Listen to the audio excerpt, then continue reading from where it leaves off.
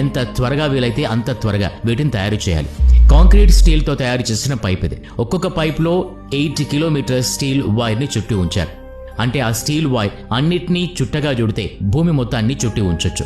1980లో ఎక్కువ పైప్స్ తయారు చేయడానికి ప్రయత్నాలు మొదలుపెట్టారు. ఫ్యాక్టరీస్లో తయారైన ఈ పెద్ద పైప్స్ని పెద్ద ట్రక్స్ సహాయంతో సైట్ దగ్గరికి తీసుకొచ్చారు. అయితే అప్పటికి లిబియాలో రోడ్ నెట్వర్క్ కూడా అంత బాగాలేదు.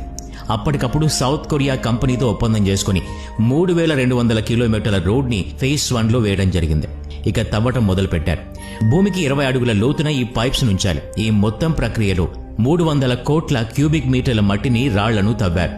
ఇప్పటి వరకు జరిగింది ఫేజ్ 1 మాత్రమే. ఇందుకు $5 మిలియన్ ఖర్చు చేశారు. ఆ తర్వాత 1982లో ఫేజ్ 2 మొదలుపెట్టారు. ఇందులో పైప్ లైన్ ను ట్రిపోలి దాకా తీసుకెళ్లాలి. ఎందుకంటే లిబియా రాజధాని లిబియాలోని పెద్ద నగరం అదే.